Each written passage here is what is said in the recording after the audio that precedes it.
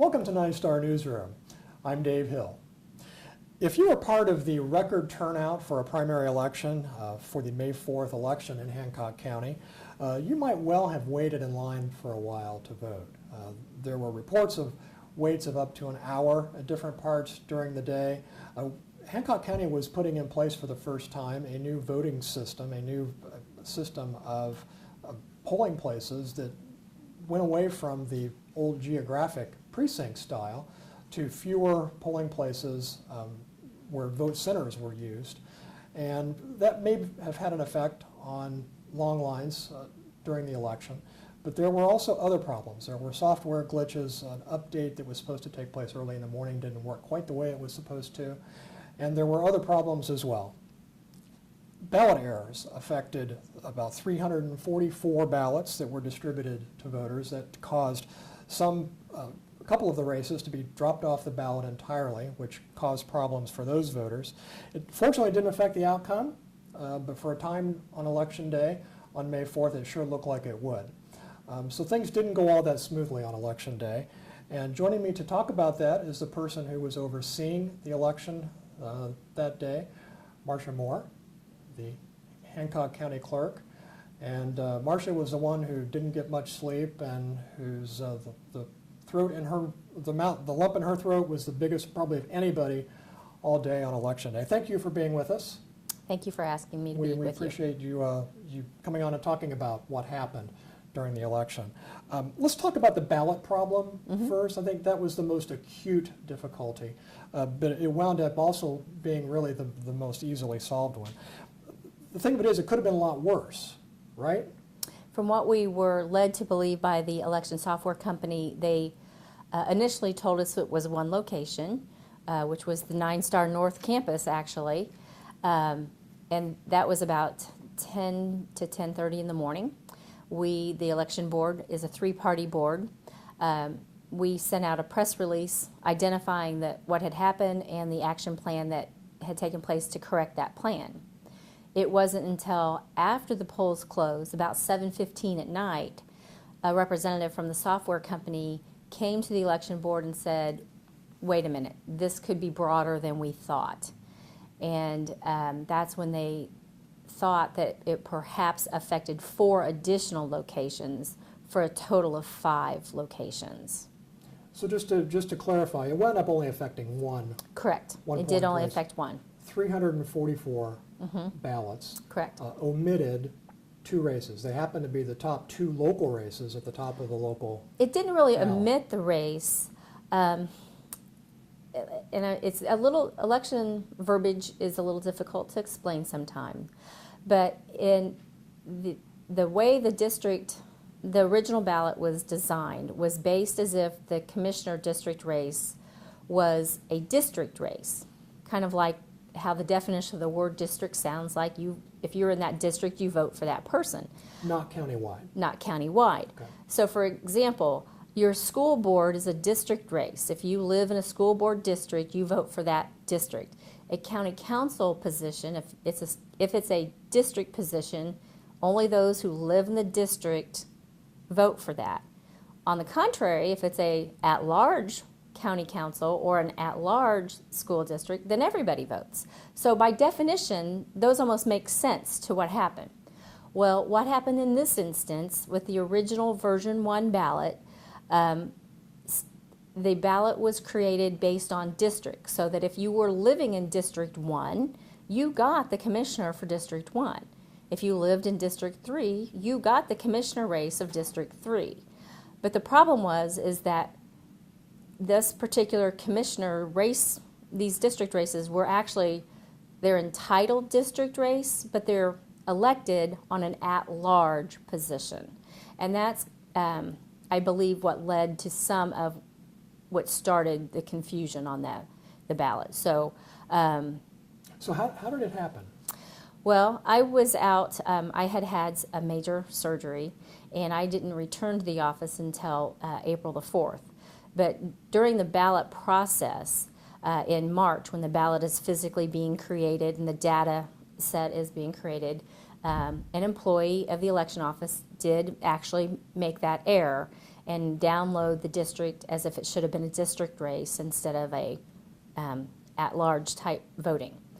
That was when I returned to work April 4th, an individual came in, we looked at a sample ballot, and that's when it was recognized that this error had occurred. That was very early in April, like just the first day or two into voting.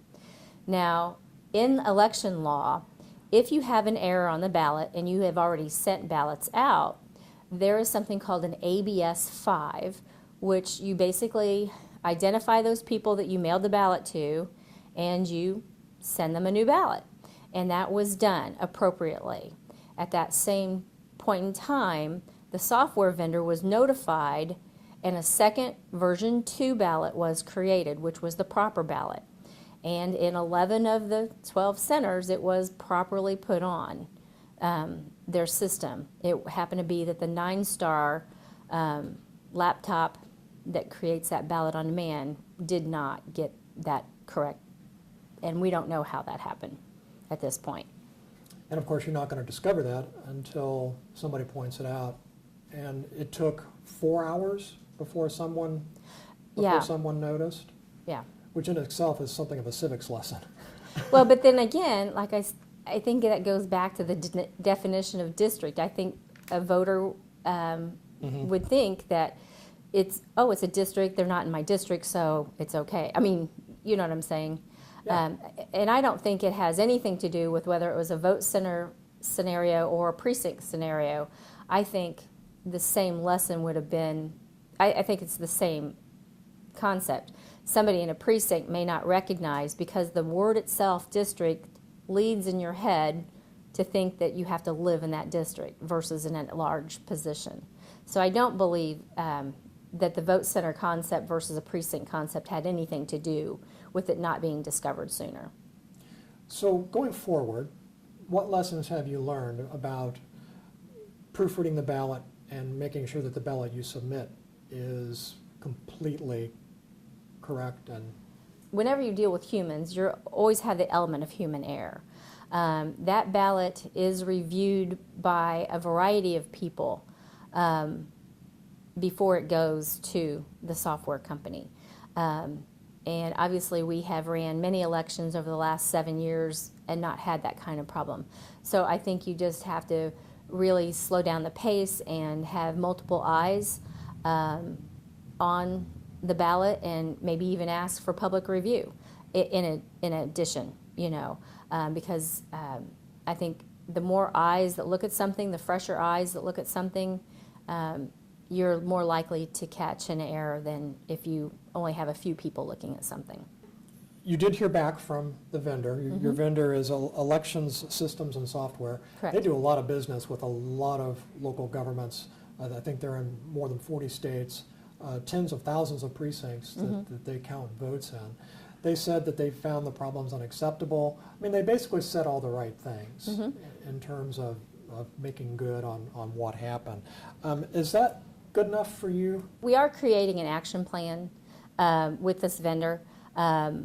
We want to know, these were our concerns. For instance, we talked in brief earlier about the Smart Update. Like I said, the Smart Update is not like you're going to go from Windows XP to Windows 10 on election morning. The Smart Update is truly just a data patch or a data push. It connects, there's 3 entities that need to talk together on election day. The state of Indiana's voting system, the software company's system, we called Central Point, and then our electronic poll books. Well, the data push that failed that morning, it is what connects those 3 entities together. Now, mind you, for 28 days in a row, we pushed the same Smart Update every morning, and it worked every day for 28 days. And there was no real reason to believe that it wouldn't work, except for that on Monday night before election night, I did mention during early voting, we have a small printer that goes on our poll book to help generate a label that goes on the outside security envelope of an absentee ballot. And on election night at 10 o'clock at night, I'm testing equipment, and I sent an email to election software saying, hey, this small tiger printer is still on. You know, I think something's not quite right with the data. And I was having some issue Monday night getting it to work properly. And I was assured by our vendor that in the morning the update would have that off and it would be fine. So again, you know, this is would have been our 5th election with them in the vote center scenario. And we do this smart update every single day for 28 days. I never anticipated there wouldn't be a problem with that. So at 6:08 in the morning on election morning, after we had heard from multiple of the vote centers having issue, we had contacted them, ES&S again, to say we believe there was something wrong with their data push or with the connection somehow.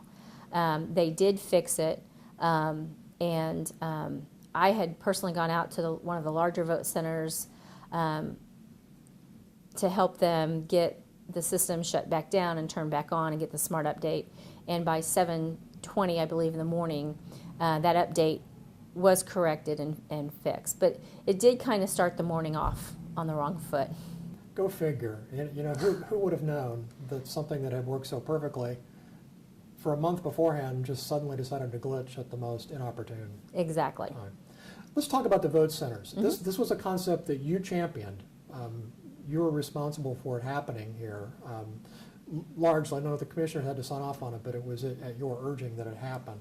And vote centers, just very quickly, we got rid of the precinct voting system, the geographic-based system, and now people can vote wherever they want at any of the dozen or so, 12? 12 vote centers. 12 vote centers in the county.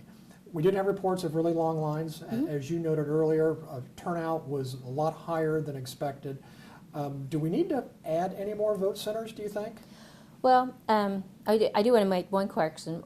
When I first came into office, the commissioners actually mandated me to go to vote centers the first year I was in office, and I told them that I would not, that I wanted to study the concept more and not do it in a countywide or in a presidential type year. So we did take some time to create the plan. The state of Indiana requires 1 vote center for every 10,000 registered voters you have. So we are only required by our size county to have 6 vote centers, and we have twice that many. We have 12 vote centers for our population. But I do very strongly believe in vote centers because, for instance, if you have someone who lives in Blue River Township, but they work in Geist, they can easily get home before 6 o'clock and go to the vote center, like maybe at I-70 and Mount Comfort Road, or even the McCordsville Town Hall, before 6. But they may not be able to make it all the way back to their precinct, which would have been in Blue River Township. So I do believe that vote centers are very much work for our county, so that it frees up where you go to vote. I feel very strongly about that. As far as adding more, we're kind of a strange creature. We fall into a pattern of habit. The Greenfield Library, for instance, is hugely popular and had a significant more voters. And yet our Hancock County Fairgrounds, which had the whole commercial building with voting booths in it, wasn't utilized as much, And early voting is, we have 28 days of early voting in the courthouse, and in a vote center model, we actually open 5 vote centers for 10 days prior to Election Day for people to come in and vote. And I think on Election Day, especially in a presidential election, you're going to have lines. I remember standing in line for more than an hour in precinct voting as well. And I think there just are lines on Election Day if you choose to wait for Election Day. But I think that you don't need to wait. You vote, come and vote. Vote at the courthouse or vote at any of the 5 locations that are open the 10 days before Election Day. The thing of it is, this reminds me about the publicity that you put out before the election. I think I got a mailer at my house, a postcard that listed all the vote centers. I didn't have that with me on Election Day, or else I would have probably gone someplace else to vote because I was at the library. and noticed that the lines were snaking, and it was getting longer even as 6 o'clock approached, because that's just where people gravitated Correct. toward. So I'm almost wondering if somebody can't be standing out there passing out cards at 5 o'clock and saying, hey, you're going to wait here for a while. Maybe here's some other places where you can go. Part of our action plan is to look for the fall and create 2 more vote centers for the presidential election in our highly trafficked area. We would like to get another vote center location, an additional location in the New Palestine area. We're looking, at this time, we're waiting on a call back from the town of New Pal for their suggestion for an area there. We have been in talks with 9 Star and with Brandywine Church as maybe another possible location here in the center of Greenfield, and possibly even another location in the McCordsville area. So we are looking at that, and in that scenario, we anticipate leasing the equipment for a presidential year, because the 12 vote centers work more than adequately in a regular county or municipal election. But I think in the presidential election, we do need to lease equipment and add that extra layer there. So we are having a public meeting June 21st, where we anticipate giving people what the action plan is going to be going forward. And just like you said, the mailer, we will be having another mailer. Only I think this time our mailer might say, if you don't want to wait in line, come vote early. Because honestly, I feel like we could have easily doubled the number of people that voted early and had a lot less stress on the lines at the vote centers. Vote centers do work best when the public understands that voting early is available to them. And although we've tried to advertise that through the mailers and so forth, I think there's still some misconception about being able to vote anywhere or being able to vote early. The special election board meeting, June 21st, 7 o'clock at night at the annex. The Hancock County Courthouse Annex. Correct. It's open to the public. Yes. So if you want to hear more about the action plan and find out just how things can work a little bit better this fall, that might be a good meeting to attend. Marcia, thank you for joining us and inviting us into your office today. We appreciate your candor and talking to us about the election. We're going to take a break, but when we come back, we're going to introduce you to a delegate from Hancock County who's going to the Republican National Convention in Cleveland later this summer. And you'll hear her thoughts about the nomination process, especially as it applies to voting for Donald Trump. We'll be right back. A working mom who brings her best to both roles. A community-owned telecom that connects her home with high-bandwidth fiber optic. Mom can work from home with fast, reliable connectivity and be there when the kids come home. When everyone logs on, the internet connections stay fast and the family stays connected. 9 Star Connect. Community-owned. Community strong. Welcome back to 9 Star Newsroom. I'm Dave Hill. Thanks for sticking around. We appreciate you being with us today. One of the many subtexts of the election earlier this month, but also one of the most important subtexts of the election, is the allocation of delegates to the Republican National Convention. Indiana has 57 delegates. There are 3 per Indiana's 9 congressional district, as well as 30 at-large delegates. Now, I say all this kind of inside politics as a prelude to letting you know that it appears that Donald Trump, who won Indiana's primary quite handily, and as you all know by now, basically has clinched the nomination, won all of Indiana's 57 delegates. Those come into play as part of the 1,237 delegates that he needs to clinch the nomination at the convention in Cleveland in July. Here with me to discuss all that math and how it applies to picking the Republican nominee for president is Tara Armstrong from New Palestine. She is the president of Armstrong Garage Doors and also the owner of the company. She's active in the Hancock County Republican Party. Most importantly, at least for the purposes of this discussion, is that Tara is one of the 3 delegates from the 6th Congressional District who will represent Indiana at the Republican National Convention later this summer in Cleveland. Tara, thanks for being with us. Well, thank you for having me. Are you surprised that the primaries turned out the way they did? Actually, yes, I was. You know, this started well over a year ago.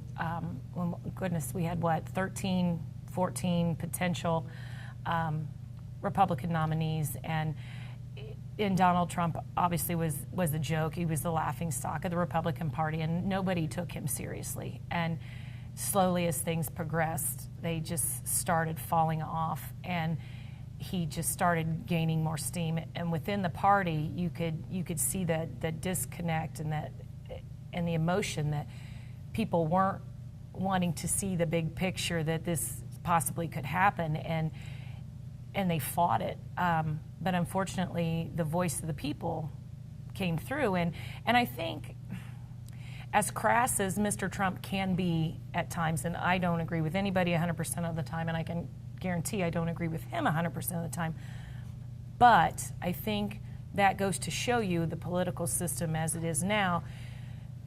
People are tired of the business as usual, the standard polished lifetime congressman who wants to go, or senator wants to run for the presidency. And for whatever reason, you think, how does a millionaire/billionaire relate to the common man in West Virginia?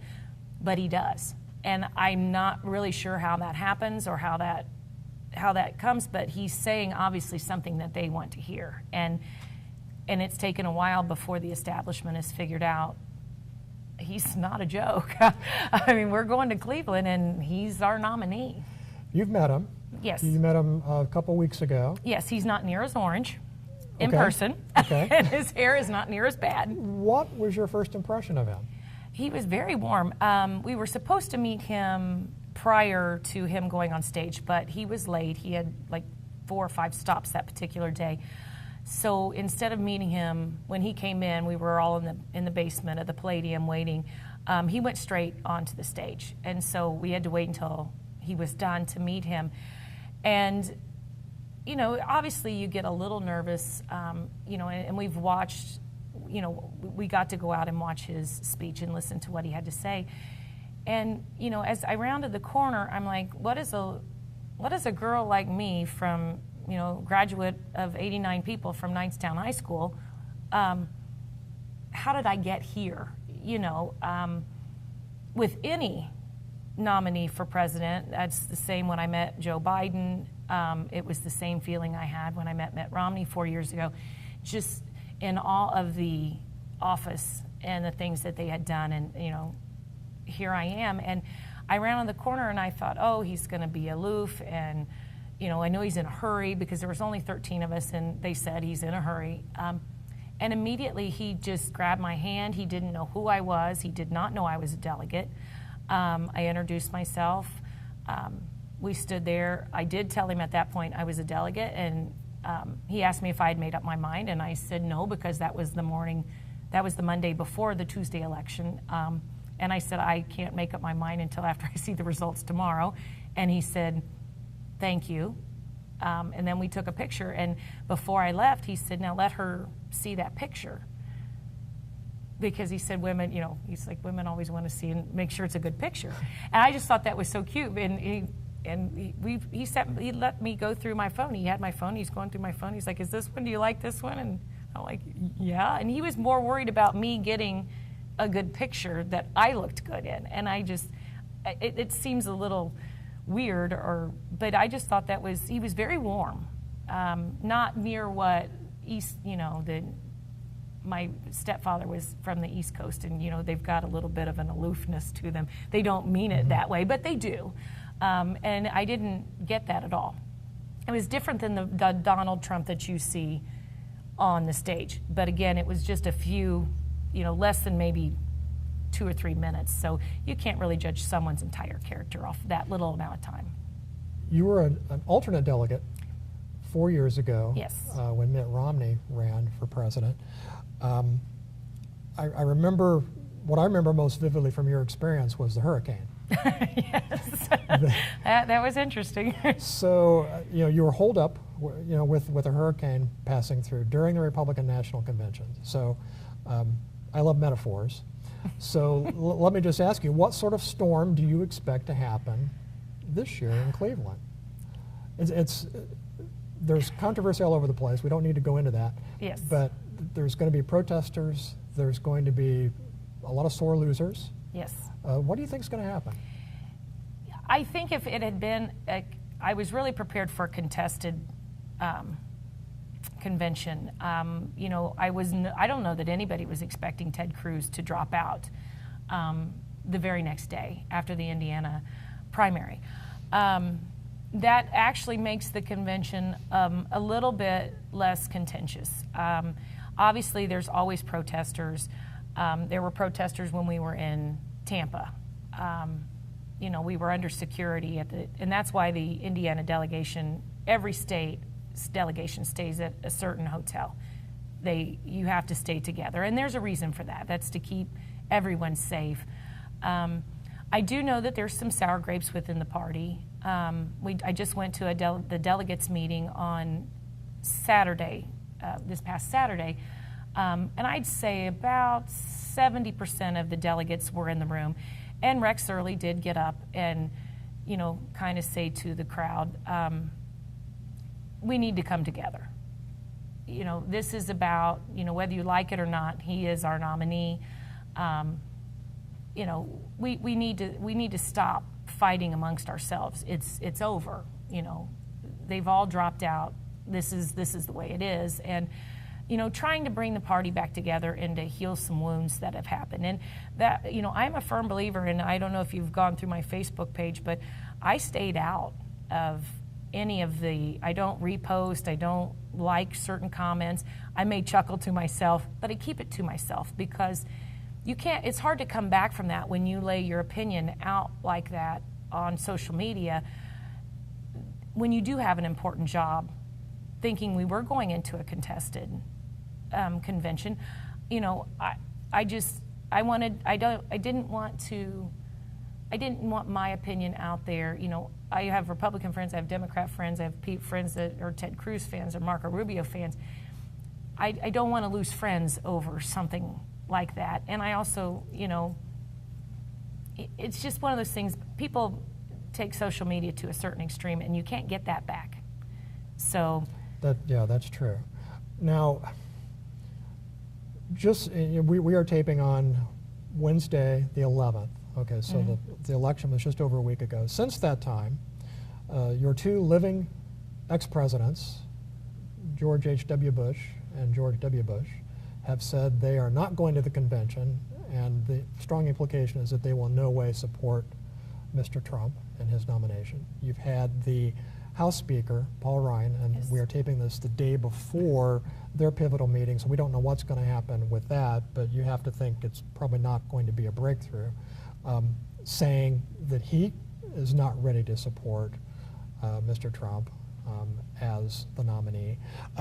So do you look at all this reluctance and all of this? I mean, you can call it sour grapes. You can also call it a form of leadership, too, because these people just don't think he's capable of being a worthy candidate. Do you see the party overcoming this in a cohesive way, or are we headed for a really massive, chaotic schism? I do understand the leadership, and what I've tried to explain to certain people is, as a Republican, you're not going to agree with anybody. I don't agree with my husband 100% of the time. Anybody that agrees with anybody 100% of the time is lying. But he is the Republican nominee. If you want the party to sustain and to be successful, you have to get behind the nominee. Unfortunately, all the others have dropped out. They couldn't stay in the game. I just heard last night or yesterday that Ted Cruz was talking about, I might get back in the race if it's a viable option.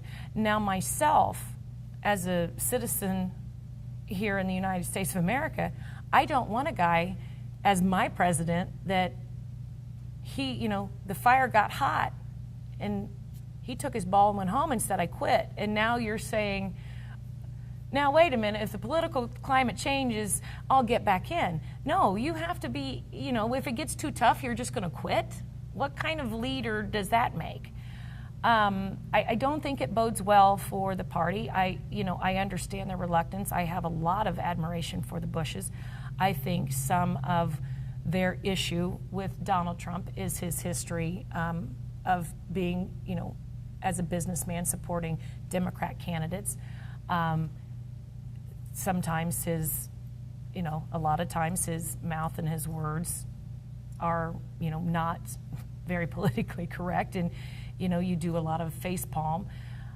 He's not a polished politician. What bothers, that bothers them a lot. He's a wild card. They don't really know what he's going to do.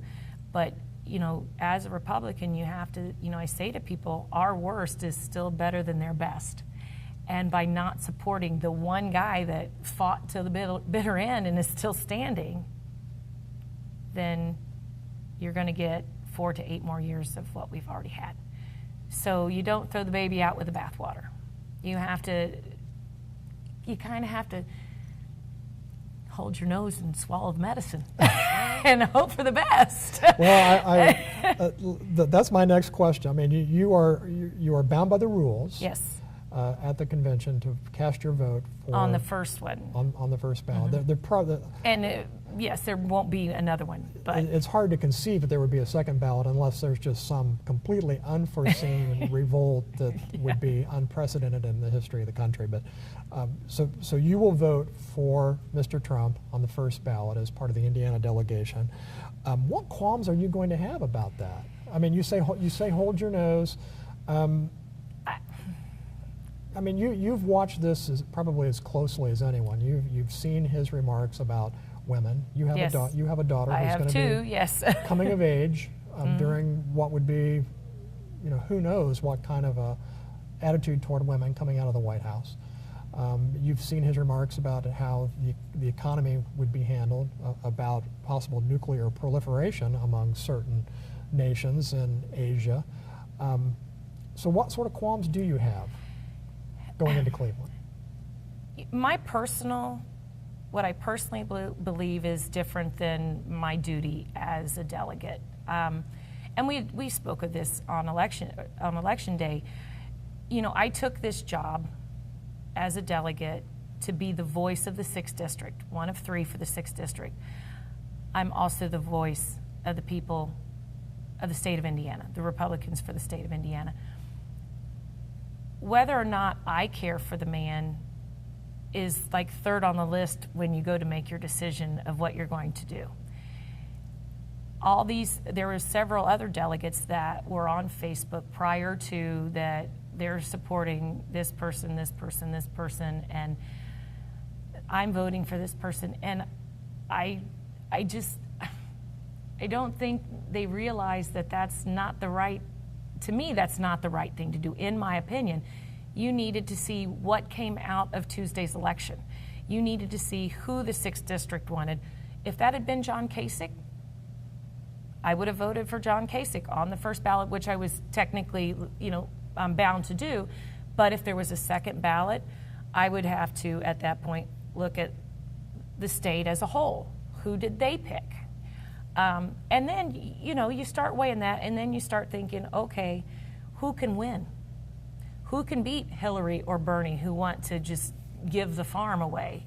I'd love for every person in this country to have free college. I would love for every person to have, a $50,000+ job a year and free health care. Someone has to pay for that. It's not sustainable. What we dream of and what we can achieve as a country are 2 totally different things. Doesn't mean I'm without heart or anything, but you have to see who can win, who can give our fiscal conservative values. And I'm much more fiscal conservative, not so much a social conservative. So I differ a little bit from a lot, but I tend to keep my opinions to myself because they're my opinions. Yeah, and of course, voting for the nominee at the convention is a lot different than going into the polling place in November. Right. And we will leave it at that. Yes, because that might not be who I colored my dot. I might have colored my dot for someone else. Tara, thank you for being with us. Thank you We for having me. We appreciate you joining us and explaining how the process works and how you are going to have to toe a line Yes. and, as you say, hold your nose in certain aspects. Yeah. That's our show for this week. Thank you very much for joining us. For Tara Armstrong, I'm Dave Hill. As always, we appreciate hearing your feedback. Let us know what you think. Until next time, I'm Dave Hill. We'll see you then.